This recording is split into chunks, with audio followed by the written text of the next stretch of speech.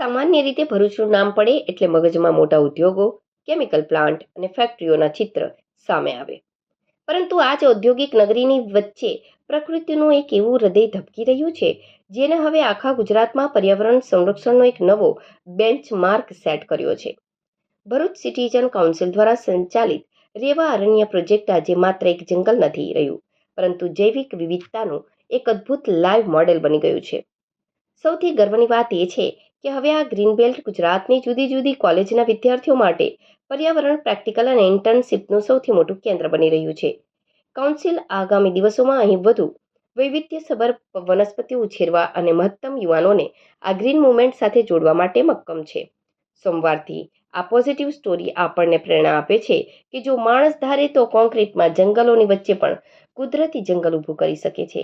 આજરોજ ભરૂચ અને અંકલેશ્વર વચ્ચે આવેલા બોરભાટા બેટ સ્થિત રેવા અરણ્ય ખાતે સિટીઝન કાઉન્સિલના સભ્યો તેમજ રાજકીય અગ્રણી અને સામાજિક કાર્યકરોએ વૃક્ષારોપણ કરી વૃક્ષો જતનનો સંકલ્પ લીધો હતો. આ પ્રસંગે સિટીઝન કાઉન્સિલના હરીશ જોશી, વન વિભાગના અંકલેશ્વર વિસ્તારના અધિકારી જસ્ટિન રાણા, જિલ્લા ભાજપ પ્રમુખ પ્રકાશ મોદી, અંકલેશ્વર પાલિકા પ્રમુખ જિગ્નેશ અંદાડિયા સહિત ઉદ્યોગ અગ્રણીઓ અને રેવા અરણ્ય પ્રોજેક્ટના સંચાલક સભ્યો ઉપસ્થિત રહ્યા હતા.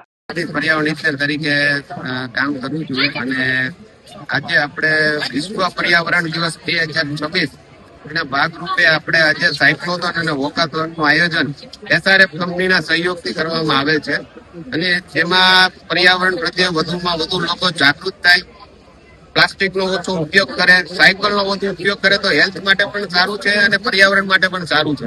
અને નજીકમાં એવા કામ હોય તો સાયકલથી કરવા જોઈએ, જેથી આપણે અત્યારે ડીઝલની ક્રાઇસિસ છે તો આપણે એને સારી રીતે આપણે પેલું અચીવ કરી શકીએ. એટલે બધાને આજનો એવો સંદેશ છે બધાને કે પ્લાસ્ટિકનો ઓછો ને ઓછો ઉપયોગ કરો, સાયકલનો વધુ ઉપયોગ કરો અને વધુમાં વધુ વૃક્ષારોપણ કરો, એ બધાને હું અપીલ કરું છું. આજે ભરૂચના માતરિયા તળાવ ખાતે ગુજરાત પોલ્યુશન કંટ્રોલ બોર્ડના સહયોગથી અને એસઆરએફ ના સહયોગથી અમે સાયક્લોથોન અને વોકેથોનનું આયોજન કર્યું હતું. આ ઇવેન્ટનો મુખ્ય હેતુ એ હતો કે લોકોમાં વધુ ને વધુ એન્વાયરમેન્ટ પ્રત્યેની જાગૃતિ વધે, લોકો સસ્ટેનેબલ ચોઇસ તરફ આગળ વધે અને આવનારા ફ્યુચર માટે આવનારી પેઢી માટે કંઈક વધારે છોડીને જાય. હું મયુર જાદવ, એસઆરએફ ફેમિલી પ્રતિ આપ સર્વે જે અહીંયા ઉપસ્થિત થયા છો બધાનો આભાર વ્યક્ત કરું છું.